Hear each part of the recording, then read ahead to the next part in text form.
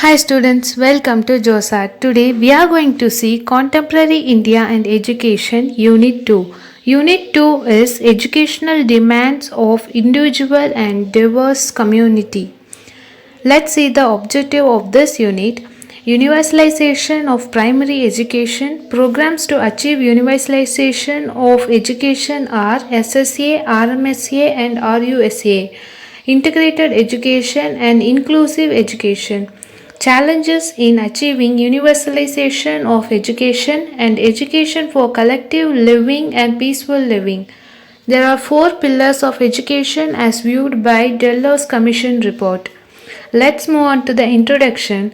Education is the basic requirement for success of democracy and progress of a country, whereas the universalization of primary education is a provision to provide free educational opportunities to all children of the society, irrespective of caste, creed, and sex.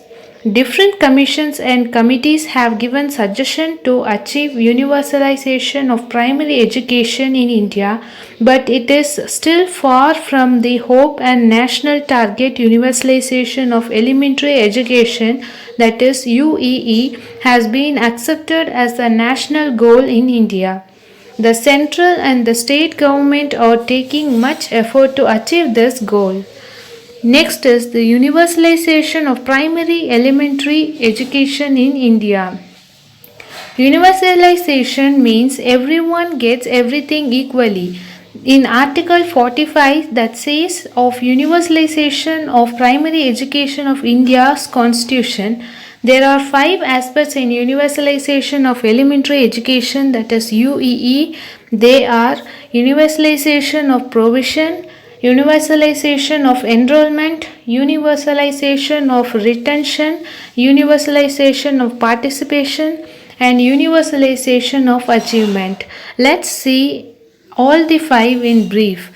First, universalization of provision provides offer which is needed for the students adequate school facilities which are like water, desk, classroom, etc. up to the 6 to 14 years old student.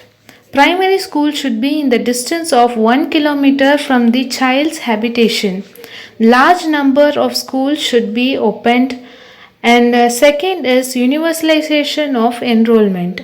All the students under 6 to 14-year-old should be enrolled in the school.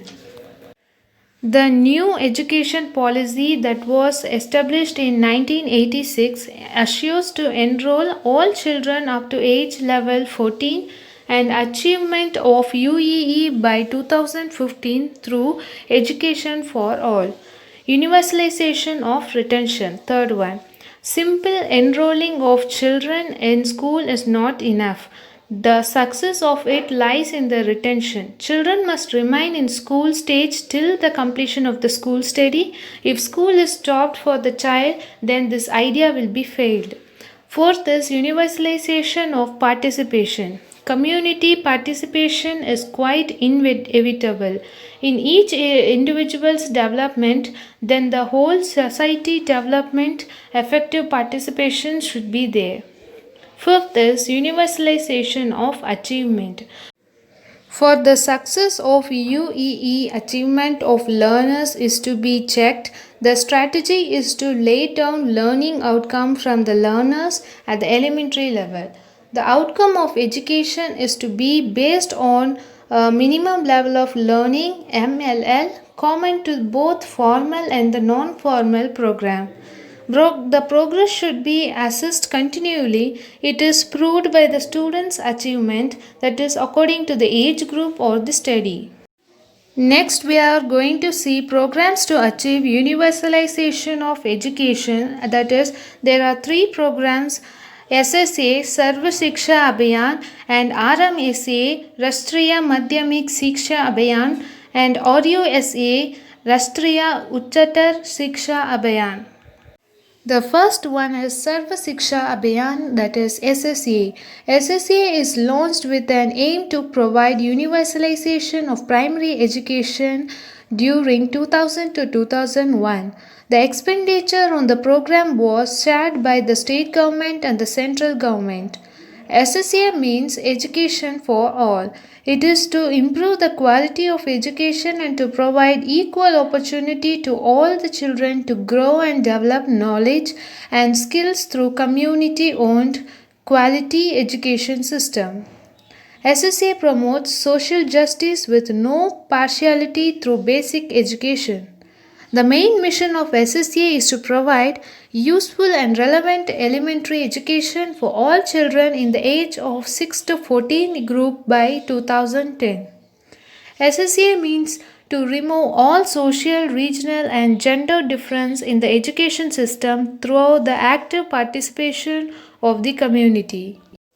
The main features of SSA are programmed with clear time frame of UAE and it demand for quality basic education for all over the country and the SSA partnership between the state government, central government and the local government.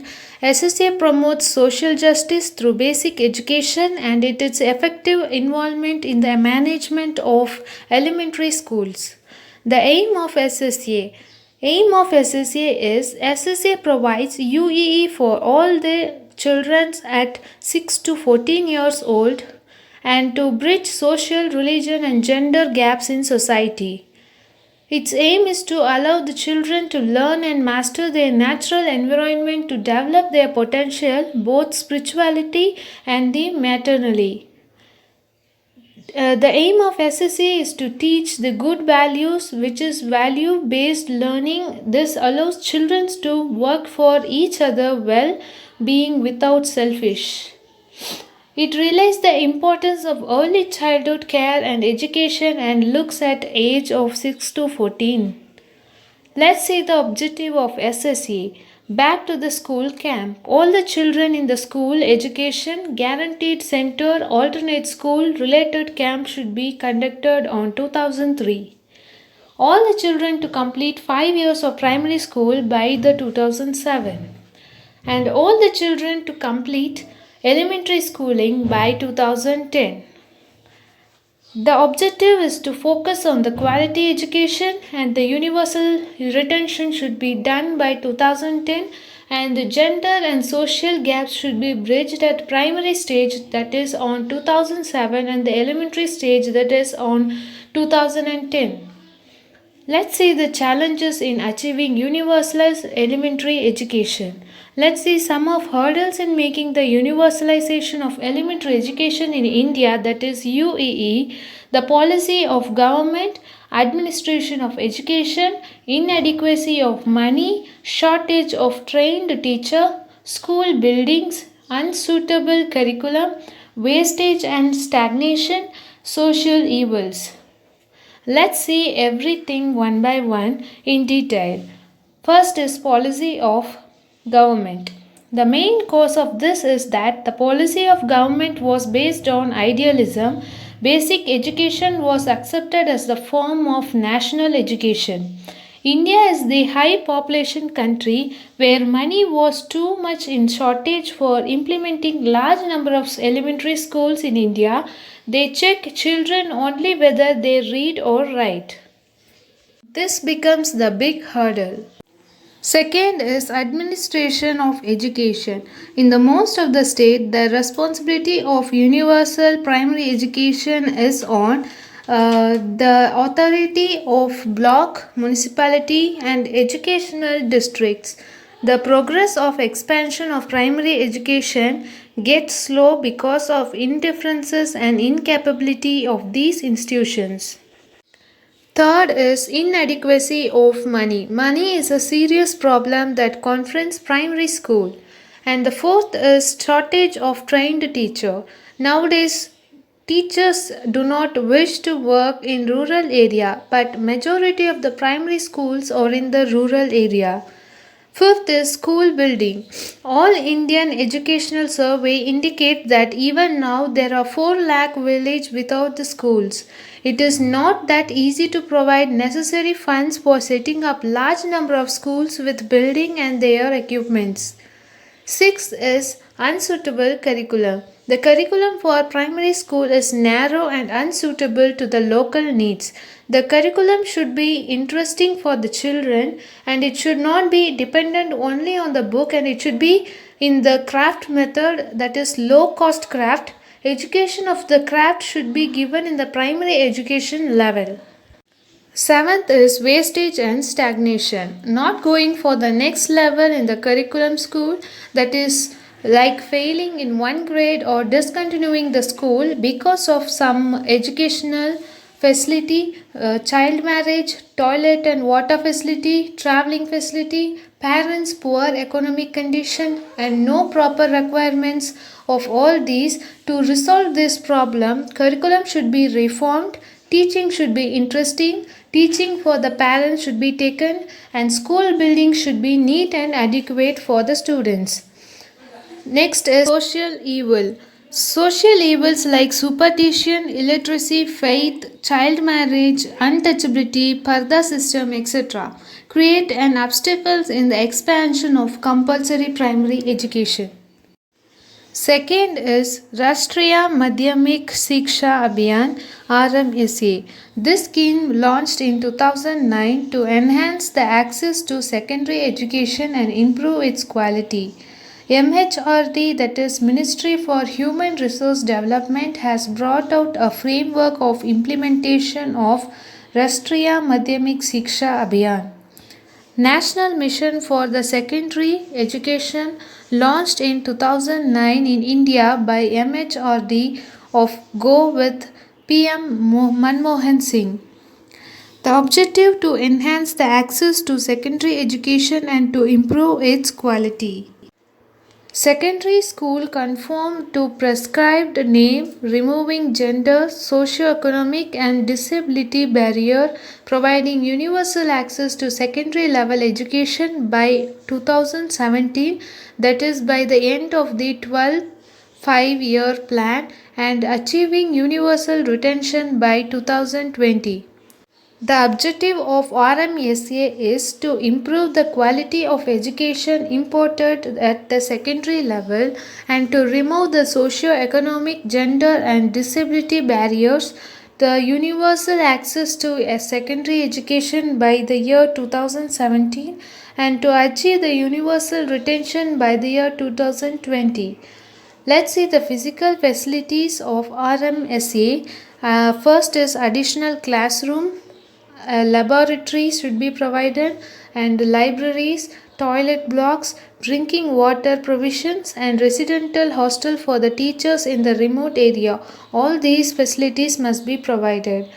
Next, the important quality intervention to reduce the pupil teacher ratio to 1:30 by the appointing of additional teacher, science laboratory, curriculum reforms, ICT enables education, focus on science, maths, and English education, in service teachers training, and equity interventions are more female teachers must be appointed, special focus on the micro planning, upgradation of the ashram school, separate toilet blocks for the girls, and special enrollment drive for the workers section, and opening a new school in for SC and ST minority high concentration area.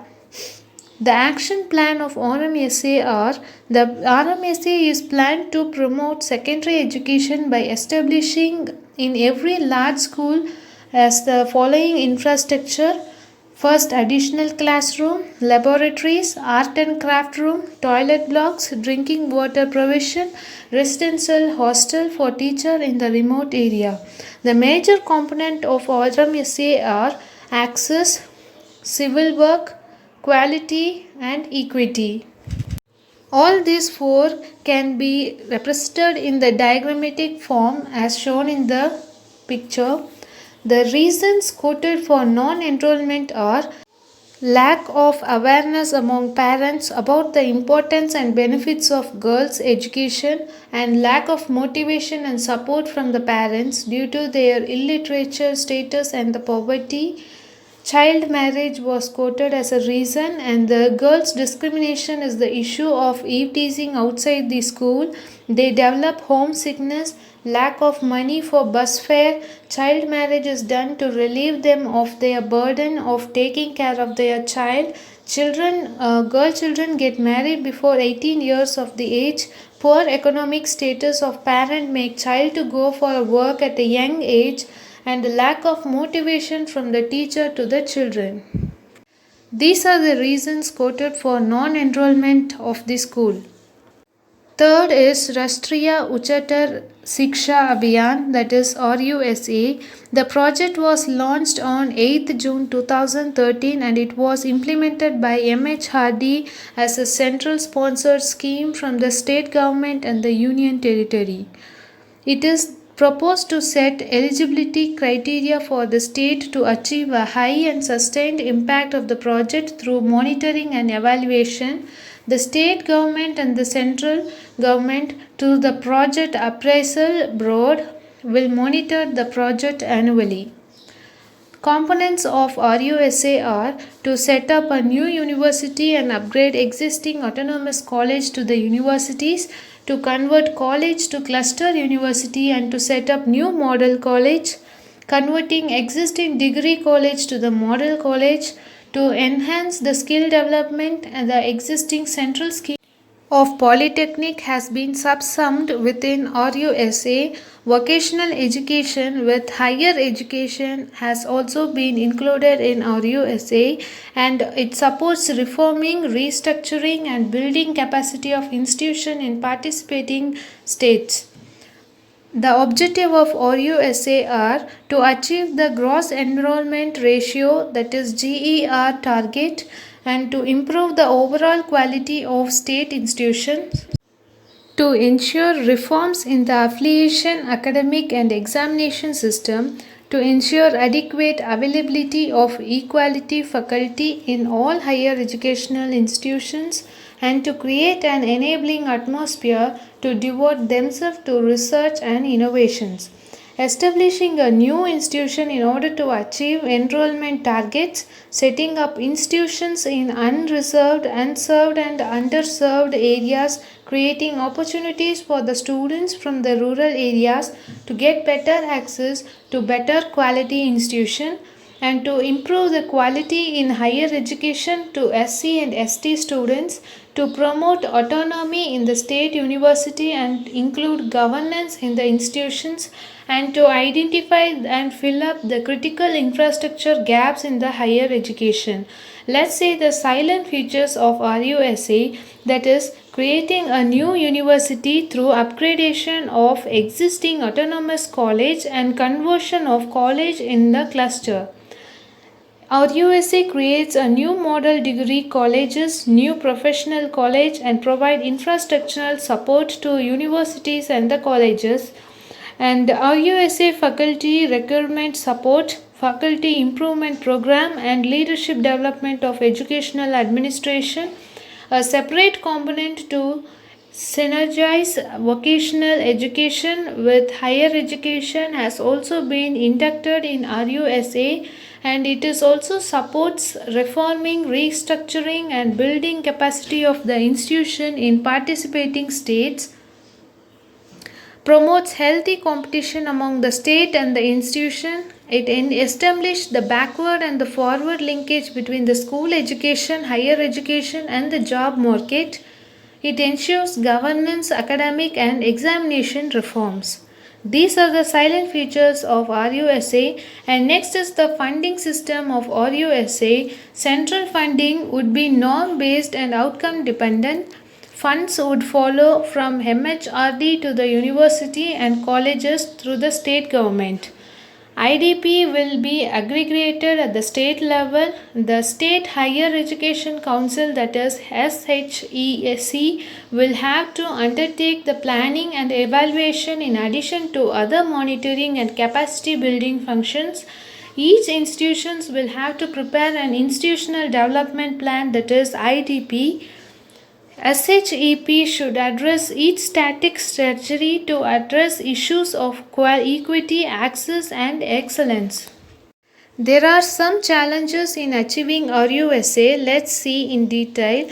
Gender disparity. It except for education and medicine, enrollment of boys is higher than girls in all the other faculty. Next is inadequate infrastructure. With the rapid expansion, most of the institutions are not coping up with the required infrastructure. Next is low industrial training, which is promote institutional industry interface by involving industry in curriculum development, developing database of available facility across institutions. Next is faculty crunch, the growth in teaching faculty, thus causing the great imbalance between the teacher and student ratio. Next is decline in the research. Out of total enrollment, there is less than 1% enrollment in the research. Next is large affiliations. Affiliated college with 89% enrollment of total students, as they contain a bulk enrollment over affiliated dilutes the focus on academic quality and research. Next question is integrated education. Integration traditionally refers to the education of children with special needs in mainstream setting. Integration education emphasizes the method which concentrate on viewing the student as the whole person. The goal is not about how to find a good job or make big money, but about how to develop a complete human being. Every part of the individual's mind, body, emotion, and spirit should be developed at the same time and to be integrated into the whole person. The concept of integrated education arises an outcome of national policy of education in 1986 to provide equal opportunity to all, not only for access but also for the success. The process of interaction of disabled children with normal children in the same educational setting is integrated education. Integration also means mainstreaming or normalization. Let's see the silent features of integrated education. It does not create a feeling or differentiation among the disabled children. It helps to remove inferiority complex among the disabled children, and it provides peer group help in learning from normal children, and it provides disabled children a chance to enjoy school life with normal children, and it ensures social integration, and it inculcates the affection, love, and respect for disabled children among normal children. It is less expensive as specially trained teachers and not appointed. Special learning material and special trained teachers are not appointed. Disabled or challenged students may get help from peers for learning and get motivated for learning. Integrated Education for Disabled Children, that is IEDC, the Government of India has brought about a scheme known as Integrated Education for Disabled Children IEDC.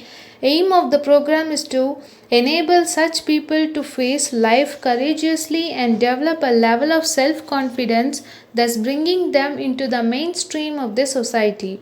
The aim is to provide educational opportunity to the not so able children, that are disabled children.